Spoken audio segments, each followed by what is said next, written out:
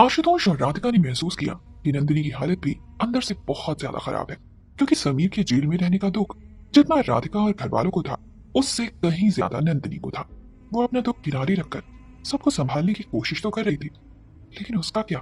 इसी ख्याल से आशुतोष नंदिनी के पास आए और उसे अपने सीने से लगा लिया। नंदिनी उनसे ज्यादा कुछ तो नहीं कह पाई, लेकिन रोते हुए उसके मुंह से सिर्फ एक शब्द निकला, और वो था पापा। आशुतोष ने नंदिनी के माथे पर हाथ फेरा और तसल्ली देते हुए कहा, सब ठीक हो जाएगा बेटा, हम मिलकर सब कुछ ठीक कर देंगे। और तभी राधिका भी नंदिनी के पास आई और उसके कंधे को सहलाने लगी।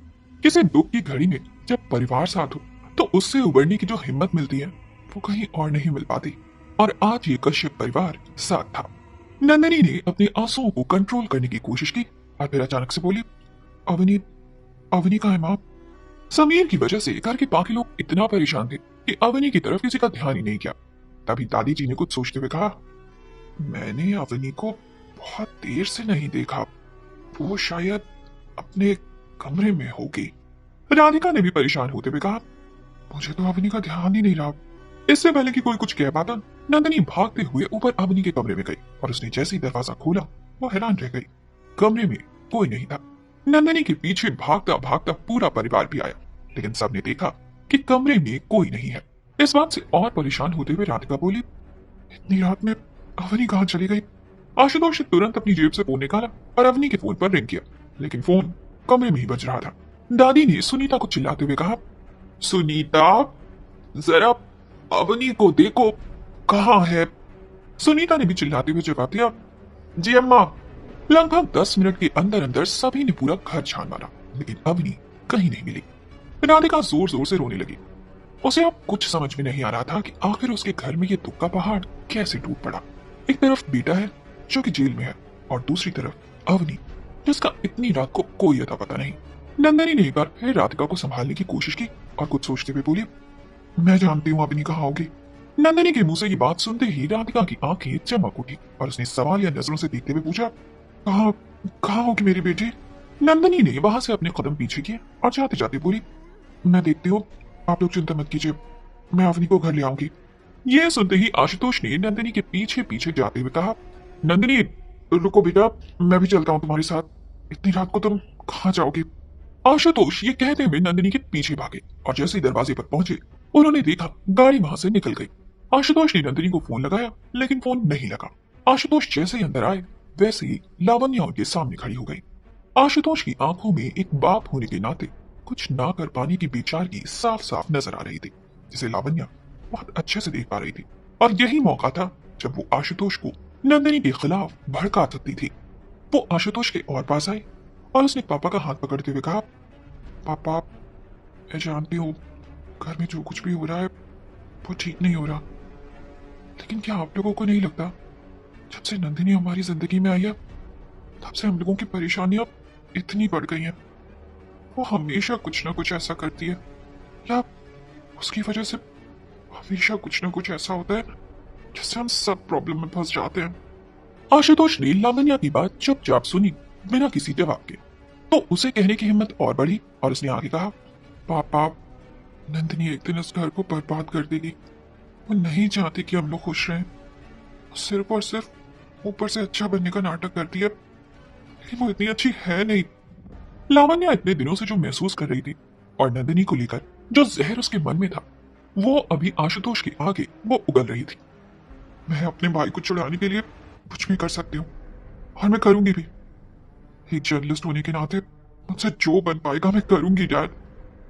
बस आप इस लड़की को घर से निकाल दें। कहते हैं कि डायन भी 7 घर छोड़कर वार करती है, लेकिन नंदिनी ने वो घर भी नहीं छोड़ा जिसे वो अपना कहती है।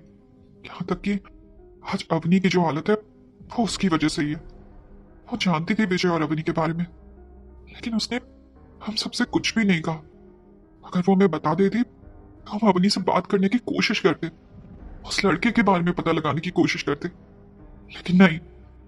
आशुतोष ने इन सब बातों पर भी कोई जवाब नहीं दिया। वो लगातार लावण्या की बात ध्यान से सुनता रहा। लावण्या को आज बोलने का मौका मिला था तो वो चुप कैसे रह सकती थी, और इसीलिए उसने आगे कहा, डैड, आप खुद ही सोचिए, जिस लड़की को आप लोगों ने रहने के लिए घर दिया, सर छुपाने के लिए छत दी, उसी लड़की ने हमारे घर में हमारे भाई से ही चक्कर चला लिया, और इतने में भी उसका मन नहीं भरा। फिर उसने समीर को धोखा देने के लिए कार्तिक से शादी की, लेकिन वो इतने में भी नहीं रुकी और कार्तिक को डाबोस देकर फिर इस घर की बहू बन गई। उसने हमेशा से वही किया जो उसे सही लगा। उसने वो कभी नहीं किया जो हम लोगों के लिए सही था। आज उसकी वजह से समाज में हमारी कोई इज्जत नहीं रह गई है डैड। सब लोग अजीब अजीब बातें करते हैं। इतना कहते हुए उसने अपनी बात खत्म नहीं की थी कि तभी पीछे से किसी की आवाज आई। बस करो लावण्या, और कितना जहर बोलोगी। ये आवाज और किसी की नहीं बल्कि राधिका की थी। लावण्या ने राधिका की तरफ अपनी गर्दन उठाकर देखा और बोली, मॉम, मैं जहर नहीं घोल रही हूँ, मैं सच कह रही हूँ। नंदिनी की वजह से आज समीर और अवनी की ये हालत है। इससे पहले कि लावण्या आगे कुछ कह पाती, राधिका सीढ़ियों से तेज कदमों से उतरकर नीचे आई और लावण्या के सामने खड़े होते हुए बोली, अब एक और शब्द भी नहीं लावण्या, एक और शब्द भी नहीं नंदिनी के खिलाफ। जब से यहां है तब से उसने हमारे घर के लिए और हमारे लिए बहुत कुछ किया है। और अब वो सिर्फ अवनी की दोस्त नहीं है बल्कि इस घर की बहू है, समीर की पत्नी है, अवनी की दोस्त होने के साथ साथ भाभी भी है और हमारी बेटी भी। और मैं कुछ भी नहीं हूं, लावण्या ने गुस्से से कहा। राधिका उसे सख्त आवाज में समझाते हुए बोली, मैं जानती हूं तुम नंदिनी को पसंद नहीं करती, लेकिन हमने कभी भी अपने बच्चों में कोई भेदभाव नहीं किया। तुम भी मेरे लिए बिल्कुल उसी तरह हो जैसे नंदिनी है, और तुम्हारे दिल में उसे लेकर जितनी भी बुरी बातें हैं, हो सके तो उसे निकाल दो। मैंने भी उसे गलत समझकर उसके साथ बहुत गलत किया था, जिसका पछतावा मुझे आज भी है। हम इंसान को हमेशा उसके हालातों से जज नहीं कर सकते लावण्या। इसलिए मेरी तुमसे यही विनती है कि अब घर में वैसे ही बहुत परेशानियां हैं, हो सके तो तुम उन परेशानियों को और मत बढ़ाओ। राधिका की बात सुनकर लावण्या को ऐसा लगा जैसे किसी ने उसके पैरों तले जमीन हटा ली हो। उसने आगे कहा, मुझे ये तो पता था कि पूरे घर वालों को नंदिनी पर बहुत भरोसा है, लेकिन अभी उसे ये पता चला था कि पूरे घर वालों को नंदिनी पर कितना ज्यादा भरोसा है। लावण्या ने उस वक्त कुछ नहीं कहा और गुस्से से वहां से चली गई। आशुतोष भी वहीं चुपचाप खामोश रहे और राधिका को समझ नहीं आया कि वो उनसे क्या कहे। नंदिनी ने अपनी गाड़ी विजय के बंगले के आगे रोकी। वो गाड़ी से हड़बड़ाते हुए उतरी और भागते हुए बिना किसी गार्ड की माने अंदर चली गई। नंदिनी अवनी का नाम लगातार पुकारी जा रही थी और ऐसे ही चिल्लाते हुए उस बंगले के अंदर घुस गई। विजय के बंगले के अंदर जाते हुए नंदिनी ने चिल्लाते हुए कहा, अवनी, अवनी कहाँ है? उसकी आवाज सुनकर विजय बाहर आया और उसने कहा, शांति, ये मेरा घर है। उसकी बात को अनसुना करते हुए नंदिनी बोली, अवनी कहाँ है?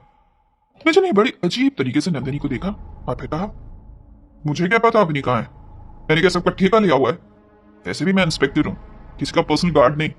नंदिनी ने यह बात सुनकर कहा, तुम चाहे कुछ भी बन जाओ, लेकिन जब एक अच्छे इंसान नहीं बन सके तो फिर कुछ भी बनने का कोई फायदा नहीं है। विजय ने उसे ताना देते हुए कहा, कि अच्छाई और इंसानियत का ज्ञान अब तुम लोगी मुझे, और अगर इतना अच्छा ज्ञान देना आता ही है ना तो अपने पति को दिया होता। मैं यहां तुम्हारी बकवास सुनने नहीं आई हूं। मुझे जल्दी से बताओ अवनी कहाँ है? आज तो मेरी किस्मत ही खुल गई। रात के 10-11 बजे मेरे घर पर दो खूबसूरत लड़कियां मुझे खोजते हुए आई हैं। ऐसा पहले कभी नहीं हुआ। विजय जानबूझकर नंदिनी को इरिटेट करने के लिए सब कह रहा था। नंदिनी ने इस बार गुस्से से कहा, तुम और तुम्हारी ये गिरी हुई सोच। खैर, हम हमेशा लोगों को सुधार नहीं सकते, और तुम जैसों को तो बिल्कुल भी नहीं। खुद को इंस्पेक्टर कहते हो ना तुम? सरकार ने तुम्हें ये सरकारी नौकरी दे रखी है, लेकिन ये सब किस काम का जब तुम अपनी नौकरी तक ढंग से नहीं करते? किसी झूठ को सच बनाकर एक बेगुनाह को तुमने 3rd डिग्री का टॉर्चर दिया है, और जिस दिन मेरे हाथ सबूत लगेगा ना, उस दिन मैं तुम्हें सलाखों के पीछे जरूर भेज कर रहूंगी। ये सुनते ही विजय ने नंदिनी का मजाक उड़ाते हुए कहा, इतना कॉन्फिडेंस? ऐसे ये सब किसी काम का नहीं है, क्योंकि ये केस तो तुम हार जाओगी, और वो तुम्हारा सो कॉल्ड पति समीर कश्यप, उसे हमेशा के लिए जेल हो जाएगी।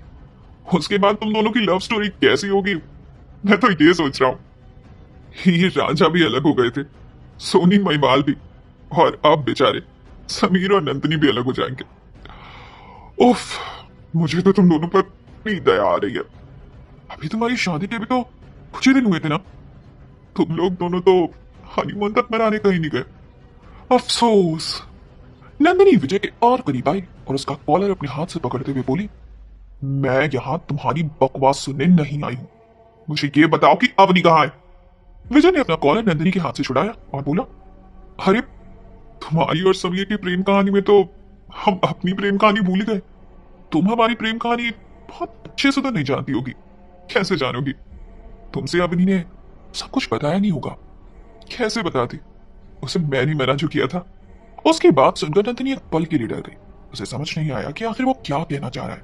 उसने विजय को सवालिया नजरों से देखा और बोली, क्या कहना चाह रहे हो तुम? और ऐसा क्या था जो तुमने उसे बताने के लिए मना किया था? विजय हंसा और नंदिनी को फिर से ताना देते हुए बोला, बहुत समझदार लगती हो तुम। काश इतना समझदार अपनी दोस्त को भी बनाया होता।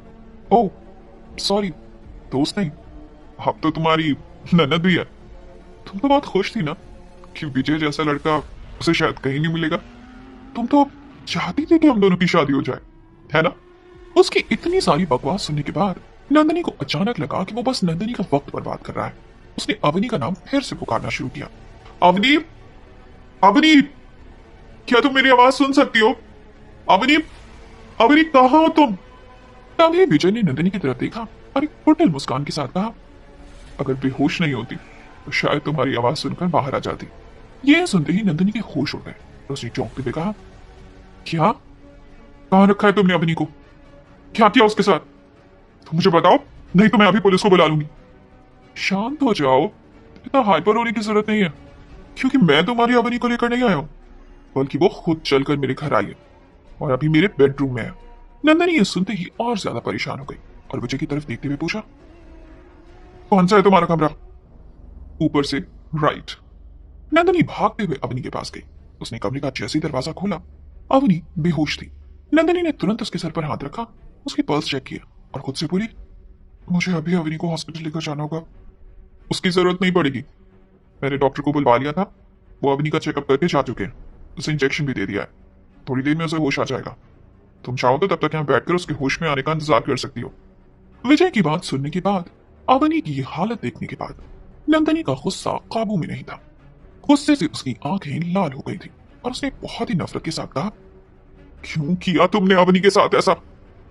जो कुछ भी तुम्हारी बहन के साथ हुआ उसमें अवनी का क्या कसूर था? उसने तुम्हारा क्या बिगाड़ा था? उसने मेरा कुछ नहीं बिगाड़ा था, लेकिन अफसोस बेचारी मेरे प्लान में फंस गई। अब यही तो एक मोहरा थी जिसका इस्तेमाल करके मैं तुम लोगों के करीब आ सकता था। वैसे पहले तो मैंने तुम्हारे बारे में सोचा था, लेकिन तुम तो ऑलरेडी बुक थी, तो अब अवनी के अलावा मेरे पास और कोई ऑप्शन नहीं बचा। और इस बेचारी की गलती सिर्फ इतनी है कि ये मेरे जानी दुश्मन की बहन है। और जब एक भाई को पता चलता है कि उसकी बहन के साथ किसी ने धोखा किया है, तो उसे कैसा लगता है? समीर ये महसूस करे, इसी के लिए तो अवनी का इस्तेमाल करना था। फिर क्या था, मेरा काम बन गया। और अवनी का असली दुख तो अब भी शुरू हुआ है। अवनी का असली दुख शुरू हुआ है? क्या मतलब है तुम्हारा? क्या किया तुमने उसके साथ?